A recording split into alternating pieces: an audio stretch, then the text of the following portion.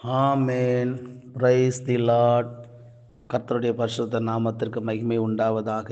மீண்டுமாக இந்த voice of good shepherd மூலியமாக உங்களை சந்திப்பதில் மிக்க மகிழ்ச்சி. சோத்திரம். இந்த நாட்களிலே சோத்திரம் 2 தீமோத்தேயுவின் புஸ்தகம் 3ஆம் அதிகாரத்தில் இருக்கிற சோத்திரம் 19 விதமான கொடிய மனிதர்கள் இருக்கிற குணங்களை தியானித்து கொண்டு இருக்கிறோம்.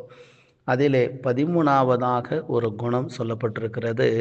3ஆம் வசனத்தில் மனிதர்கள் கடைசி நாட்களில் கொடுமை உள்ளவர்களா இருப்பார்கள் என்று சொல்லப்பட்டிருக்கிறது. கொடுமை செய்கிறவர்களாக இருப்பார்கள். இன்னைக்கு எத்தனை குடும்பத்தில் சோத்திரம் மாமியார் மருமகளை கொடுமைப்படுத்துகிறதை பார்க்கிறோம். வேலை ஸ்தலத்தில் வேலைக்காரர்களை சோத்திரம் அங்கே பணிபுரிகிறவர்களை கொடுமைப்படுத்துகிறதை நம்ம பார்க்கிறோம். இந்த கடைசி நாட்களில் இப்படிப்பட்ட கொடுமை செய்கிறவர்களாக ஏழைகளை கொடுமைப்படுத்துகிற காரியங்களை நம்மளால் பார்க்க முடிகிறது. பிரியமானவர்களே, இந்த கொடுமை செய்கிற குணம் அது மோசமான ஒரு பேய் குணமாக காணப்படுகிறது. சோத்திரம்.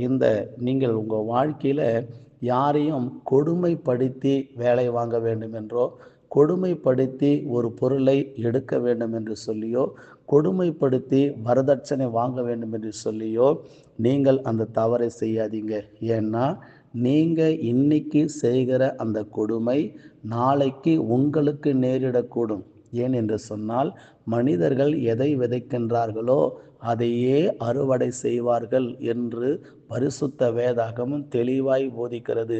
நீங்கள் என்ன காரியத்தை இன்னைக்கு விதைக்கிறீங்களோ அது ஒரு நாளைக்கு நிச்சயமாக அதனுடைய பலன் உங்களுக்கு வந்தே சேரும். அதனால் நீங்கள் நன்மை செய்யுங்க, யாரையும் கொடுமைப்படுத்தாதீங்க. அப்படிப்பட்ட கொடிய குணம் உங்களுக்கு தேவையில்லை. ஆண்டவராகிய இயேசு கிறிஸ்துவை ரோம அரசாங்கம் கொடுமைப்படுத்தினது, கொடுமையான தண்டனை கொடுத்தது, அவங்களை சித்திரவதைப்படுத்தினது. சோத்திரம். ஆனால் வேதத்தின்படி ஆண்டவராகிய இயேசு கிறிஸ்து மரித்து 3ஆம் நாள் உயிர்த்தெழுந்தார். உயிர்த்தெழுந்த நாட்களில் கொடுமை செய்தவர்களுடைய கண்கள் இவர் மெய்யான உலக இரட்சகர், இவர் மெய்யான தெய்வம் என்று சொல்லி அந்த வாய் என்ன செய்தது? துதித்தது. ஆனால் சோத்திரம், நீங்கள் நிறைய பேர் கொடுமை செய்கிறவளா இருக்கிறீங்க. அப்படிப்பட்ட காரியத்துக்கு தயவு செய்து உடன்படாதீங்க. கர்த்தர் உங்களை ஆசீர்வதிப்பார். நீங்கள் 1 தீமோத்தேயுவின் புஸ்தகம் 1 அதிகாரத்தில் 13ஆவது வசனத்தில் அப்போஸ்தலனாகிய பவுல் தீமோத்தேயுக்கு எழுதும்போது இப்படி எழுதுறாரு: முன்னே நான் தூசிக்கிறவனும் துன்பப்படுத்துகிறவனும் கொடுமை செய்கிறவனுமாயிருந்தேன். அப்படி இருந்தும் நான் அறியாமல் அவிசுவாசத்தினாலே அப்படி செய்தபடினால் இரக்கம் பெற்றேன்.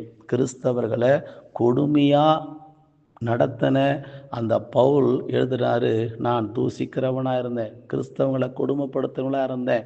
சோத்திர நிருபங்களை வாங்கி கொண்டு தமஸ்கு நேராக ஓடினேன்.